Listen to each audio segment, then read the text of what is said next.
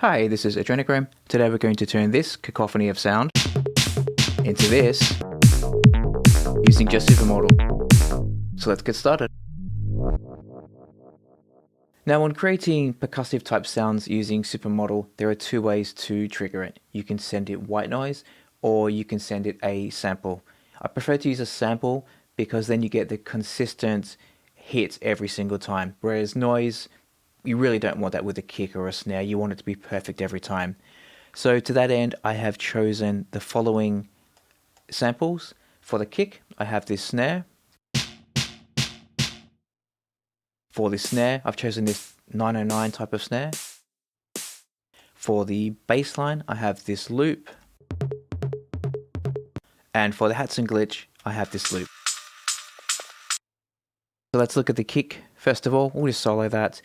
I have two plugins on the chain. The first one is wider. That's only to use the mono button on this. There was a tiny bit of stereo information in the sample that I didn't want in the kick. So I'm just putting it dead down the center with wider, ironically.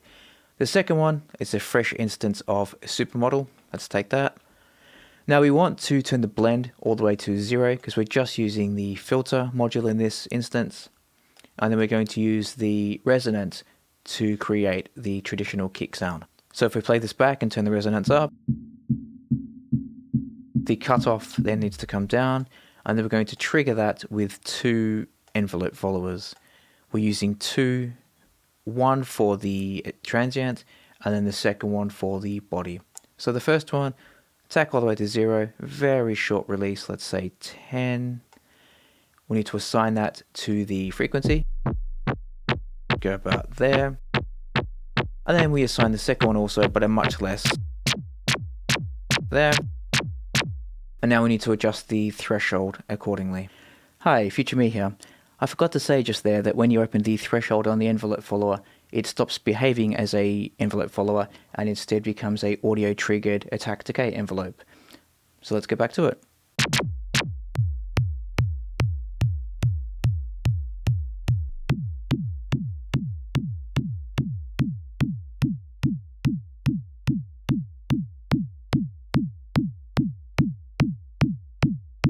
Okay, I think the cutoff can come down.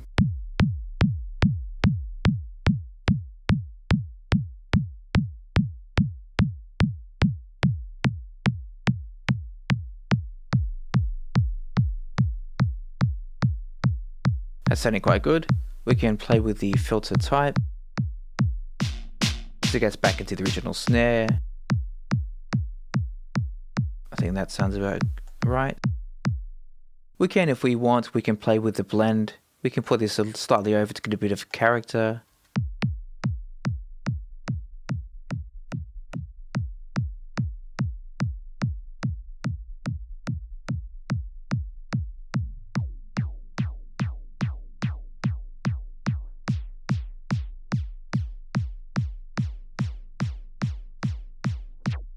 I think I like how we had it at the start there, so let's keep it there.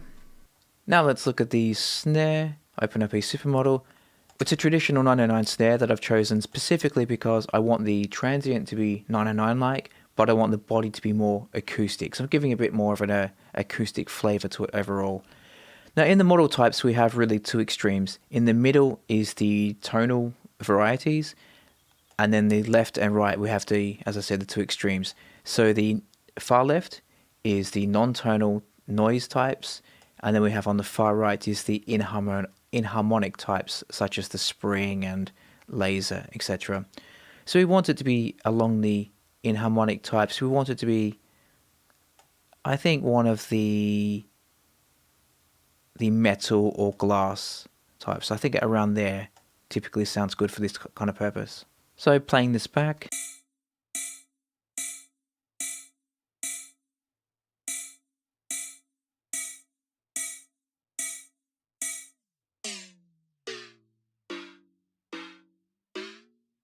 Tune the cutoff accordingly, bit of the resonance up as well.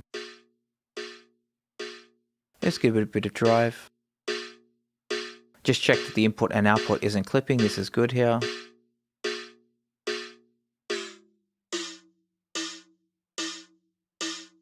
So what we're going for, we're trying to get, as I said, the body of the sound to sound acoustic, but we want the transient still to be 909-like. So now that we've dialed in how we want the body of the sound to sound like, then we can dial back the dry wet to taste. So you can see the original start to come back in now. I think that sounds quite good. So moving on to the bass line now. If we play this back with Supermodal disengaged, it's just this percussive loop. Yeah, a fresh instance of Supermodal. Now this one we're going to be modulating the cutoff basically. So let's turn the sequencer on. And if we hold down Control and drag it across, we get a perfectly straight line. Let's assign the sequencer to the cutoff, like I said, around there, 33. And then we can start drawing in a pattern.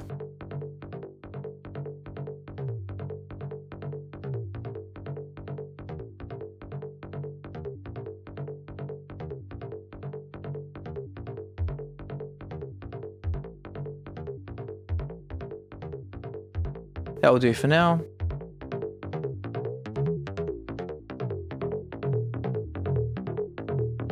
The next thing I want to do is play around with the model types. I want one of the noisier types, so the non-tonal. Around here I think sounds good. Now you'll notice when I move the decay, that's really what gives it takes it from the percussive type to the bassline type. So let's add that to the sequencer as well. We need to bring back the starting point quite a bit as a result, so let's go around 48.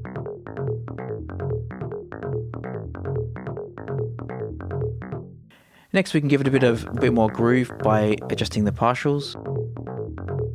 Let's start at around 4. Let's add another sequencer. D11 I quite like. And I think the pattern, one of my favorites is 70, yes. So let's assign that one to the partials.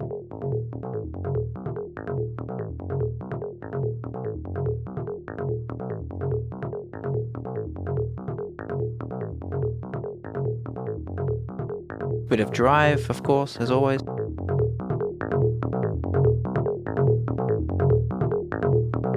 With the kick. Yes, really nice. Now the next one is the hats and glitch. Let's play this back without Supermodal. Now you want them to be quite driving and constant to give the, as I said, the driving feel, but I also don't want it to be too constant. I want to mix it up a bit, so I want to add a bit of glitch layer on top of that. So to do that, let's add a Supermodal, a fresh instance. Now the main source of the sound will be the model type. So I want that to be one of the non-tonal types. I think around 3, the detune, turn the blend all the way up, and then the filter down. Now we're going to work from the end in this case. We're going to start with the glitch, and then we'll dial that back with a meta knob. The reason for using a meta knob instead of a dry wet will become apparent as we move on. First thing to do is add a sequencer. I'm going to use that to control the model type. I have a bit of stereo split, so we'll link those, just dial them up a little bit so you can see that bouncing left and right, which is what we want. Not too much, just about there. I still want to keep it in the noise modes. Shape, I like the square, as I said at the start.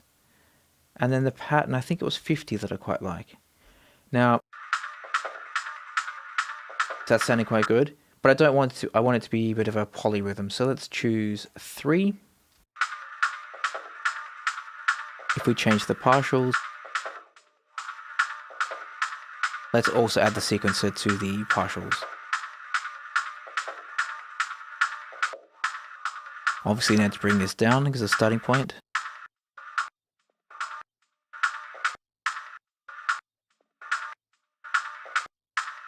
Let's see what the decay does to that. Really nice. So let's add a envelope to control that. Envelope follower.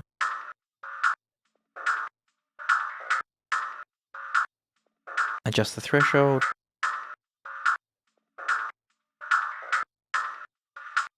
Need to assign it, obviously.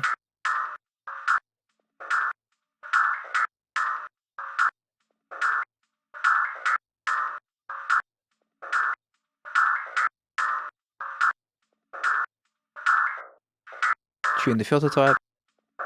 Get more bandpass, fill. Drive, obviously.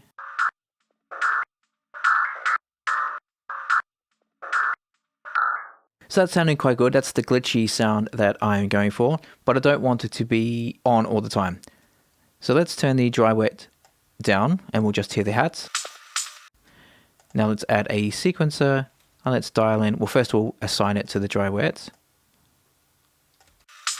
And then we can draw in a pattern as this plays.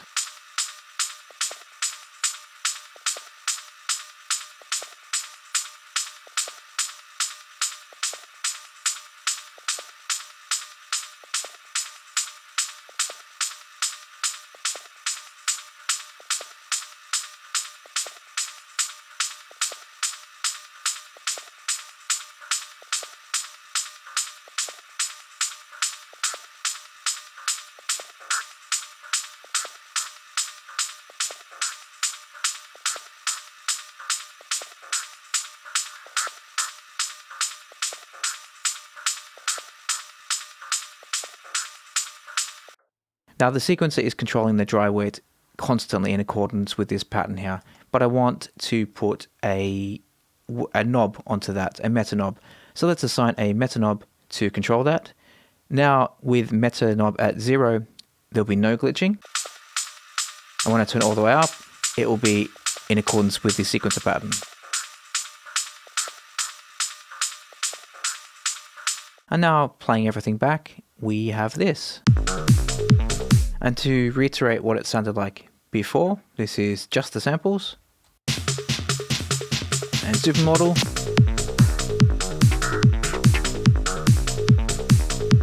So it really is amazing just how drastically you can turn these samples around into essentially the beginnings of a track.